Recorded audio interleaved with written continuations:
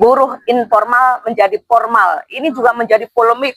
Ini juga menjadi persoalan pada teman-teman pengusaha. Nggak usah takut, karena ini bukan momok. Bismillahirrahmanirrahim. Assalamualaikum warahmatullahi wabarakatuh. Saya sudah kembali ke Indonesia dengan selamat beserta rombongan. Rombongan dari Serikat Pekerja Serikat Buruh itu ada 42 orang.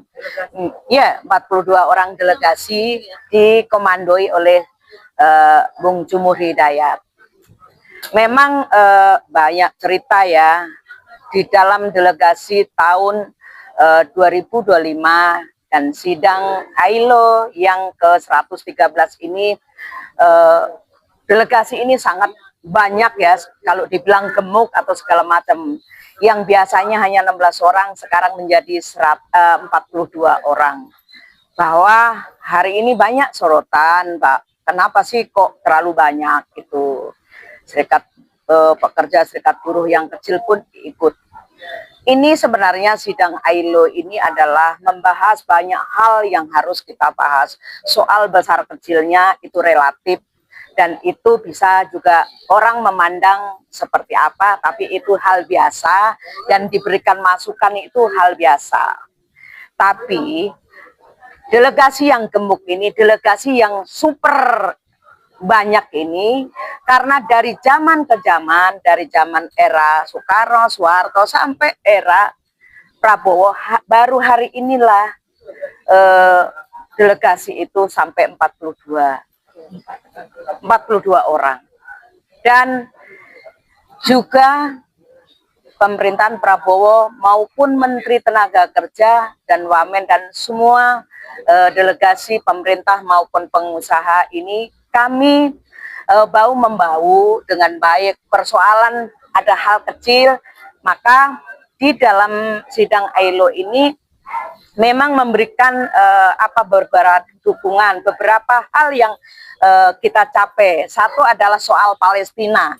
Palestina ini sudah diakuin penuh sebagai anggota penuh kemerdekaannya di sidang ILO. Dan yang kedua, di Myanmar ini memang masih ada rekomendasi, ada hal yang memang nantinya di tahun 2026 akan dibahas ulang kembali.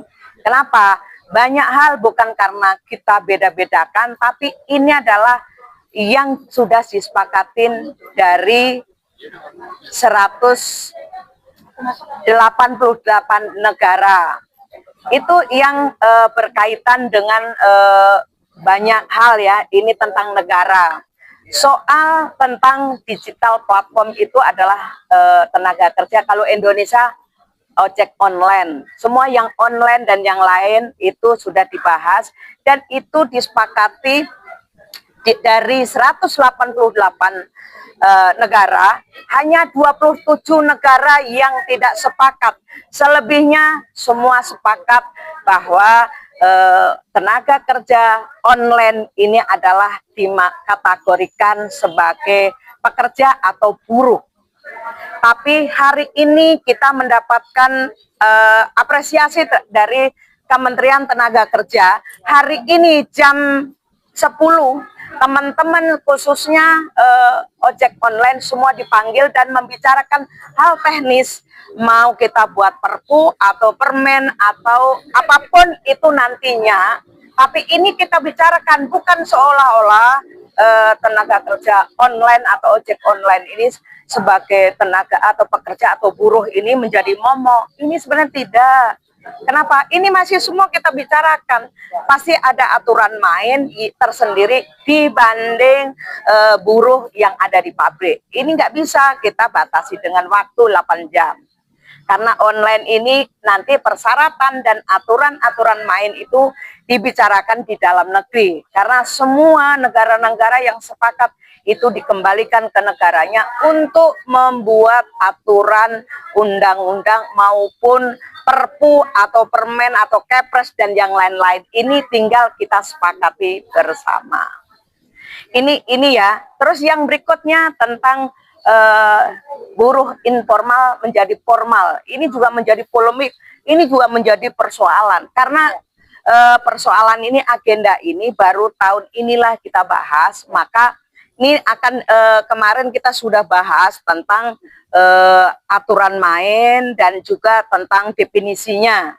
Maka di tahun berikutnya itu akan dibahas, mudah-mudahan itu dimasukkan menjadi kompensi agar rakyat Indonesia itu betul-betul ada perlindungan terhadap buruh informal menjadi formal.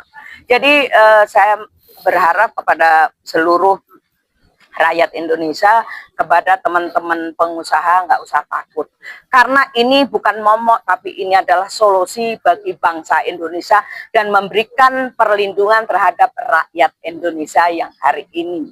Yang kemarin kami perjuangkan bersama-sama pemerintah, pengusaha. Jadi tripartit kita jalankan, kita mendapatkan hasil karena kita sama-sama. Putnya juga sama kan gitu, akhirnya mendapatkan sambutan yang sangat baik. Persoalan aturan main dan persyaratan itu memang kita tentukan di dalam negeri, tidak negara masing-masing. Ini sih sebenarnya hasil-hasil banyak hal yang kita hasilkan memang untuk dilakukan dan yang lain-lain, karena kompensi ini kan semua harus kita bahas definisi itu dari 78, ini baru 14 yang kita hasilkan, padahal kawan-kawan yang bagian komisi-komisi itu kan ada 5 komisi. Kalau tentang budget itu udah clear ya, udah clear. Yang menentukan definisi ini adalah digital platform, dan informal menjadi formal ini akan ditindaklanjutin di negara kita masing-masing. Maka kita punya kesepakatan dengan pemerintah, dengan pengusaha, ayo kita duduk bareng untuk mencari solusi agar rakyat itu merasa dilindungi. Ini sih sebenarnya, jangan, jadi nggak usah terlalu takut, nggak usah tegang. Ya. Teknisnya nanti gimana? Seperti yang tadi disinggung, kalau yang secara informal maupun yang online itu kan tidak terbatas waktu. Ya. Karena dalam undang-undang itu kan harus memenuhi syarat jam kerja. Ya. Apakah ini akan menjadi agenda? Sudah, ini teman-teman ojol hari ini sudah diundang sama Menteri Tenaga Kerja tadi jam 10 sampai selesai. Kita akan kerjakan maraton agar segera kita menghasilkan yang terbaik untuk rakyat Indonesia. Ya. Kemarin ada beberapa perwakilan buruh yang, karena tidak semua perwakilan buruh itu dilibatkan ke Jenewa. Ya kan gini, inilah justru karena sebelumnya Bang, sebelumnya itu yang masuk LKS tripartit itu hanya 16 orang. Dan hari ini sudah melampaui itu. Memang kalau tidak menjadi anggota LKS tripartit itu biaya masing-masing organisasi. Maka ke depan kami berharap meminta kepada Menteri dan ILO atau pemerintah lah ya Indonesia, kita akan mengajukan pemerintah Indonesia.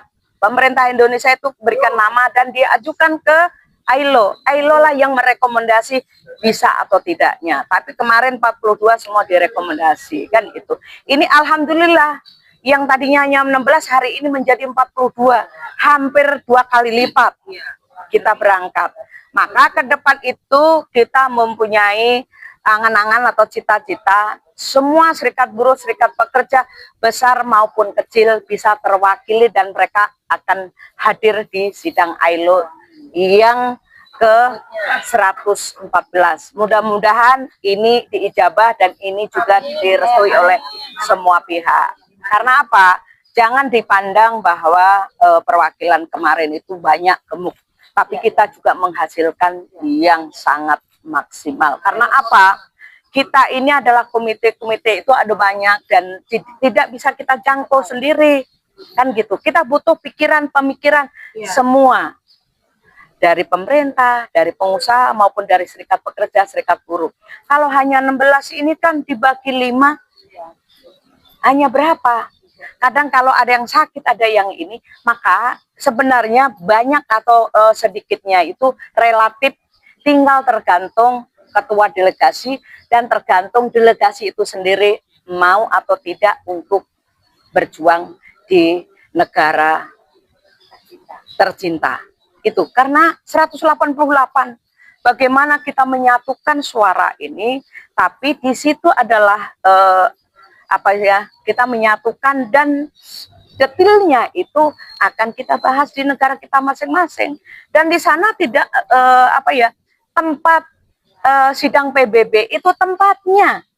Yang menentukan itu ada negara-negara, serikat buruh, serikat pekerja, pengusaha. Jadi jangan salahkan ILO-nya. ILO itu sebuah lembaga. Kitalah yang harusnya tempat yang kita bisa mengumpul dari 188. Ini tidak mudah.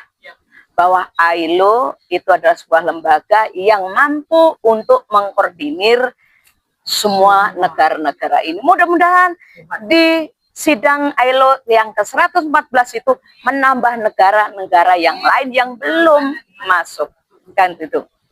Karena masih banyak. Jadi Bang, memang masih banyak ya secara detail, tapi saya tidak akan membicarakan secara detail. Ini secara umum, dan karena apa? Yang secara detailnya nanti peraturan persyaratan soal jam kerja, soal seperti apa persyaratan digital platform atau tenaga kerja online. Yang tadi saya katakan bahwa itu tidak mutlak dan seperti buruh pabrik. Inilah yang mau dicari solusinya atau definisinya yang pas untuk kedua belah pihak agar tidak ada yang merasa dirugikan. Ini yang sebenarnya. Jadi jangan sampai teman-teman yang lain karena nggak ikut, oh saya nggak sepakat, saya mitra. Itu nanti, ini adalah landasan hukum, ini adalah payung hukum untuk melindungi segenap anak bangsa yang khususnya ojek online atau online lain. Ya, seperti kemarin ya pilot pramugari, mereka sepakat kok gitu loh. Mereka menjemput kami di bandara dan ada perwakilan, memang mereka nggak bisa banyak gitu. Di dalam kita turun dari bandara itu mereka sudah menjemput juga gitu, dengan memberikan kemudahan bagi delegasi kita yang berangkat, tidak ada masalah, dan di jalan juga atau di imigrasi kita lancar gitu. Maka harapan, dan ini adalah berkat doa dari semua anak bangsa Indonesia untuk kami berjuang di sana. Jadi jangan dianggap kami itu berjuang di sana enak-enak, kita tidur hotel, makan enak. Kami ini selalu bawa ompreng, kita masak, ada teri, saya bawa teri, bawa ikan asin, dan ada tempe orek, kan gitu. Karena apa? Di sana semua mahal. Kami tahu, kami ini bangsa Indonesia ini banyak yang belum mendapatkan lapangan kerja, dan kami juga biaya masing-masing di luar 16 orang. Karena 16 orang ini adalah anggota LKS tripartit di Kementerian Tenaga Kerja.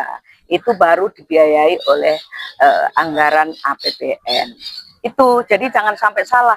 Mereka juga biayai, juga mereka bekerja keras kok, menghasilkan sesuai apa yang dia capai gitu. Jangan sampai orang mengatakan, oh ini dibiayai rakyat ini. Iya betul, itu biaya dana rakyat.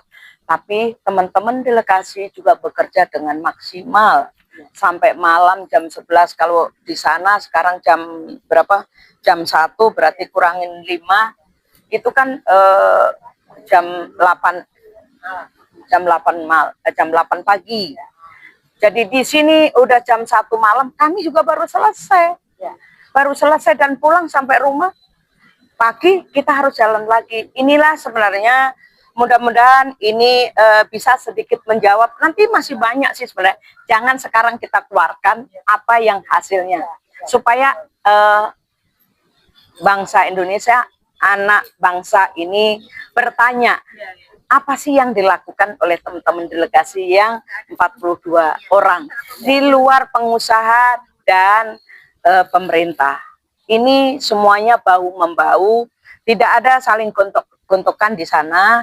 Kita selalu mencari solusi. Apa sih gitu yang nggak ada titik ketemu, nanti kita bicarakan di dalam negeri. Kita tidak boleh istilahnya kita baku hantam di negeri orang. Karena apa? Kita ke sana itu kan ingin mencari solusi. karena apa yang kita lakukan di sana juga akan dilakukan di dalam negeri masing-masing. Kita tidak bisa melihat tetangga, melihat sono sini, tapi kita harus betul-betul memperjuangkan bangsa Indonesia yang lebih baik dan bermartabat agar rakyat Indonesia betul-betul terlindungi.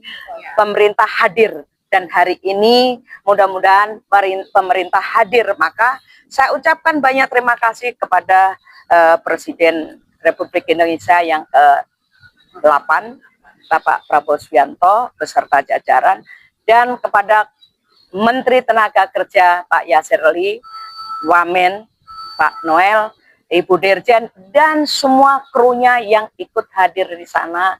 Kami mengucapkan terima kasih bahwa hari ini apa yang kita perjuangkan, kita sudah menemui titik temu, walaupun masih banyak hal yang harus PR yang harus kita lakukan bersama. Dan mulai hari ini sudah mulai Menteri Tenaga Kerja sudah mengundang ojol dulu. Khusus ojol ada 10 tadi yang diundang.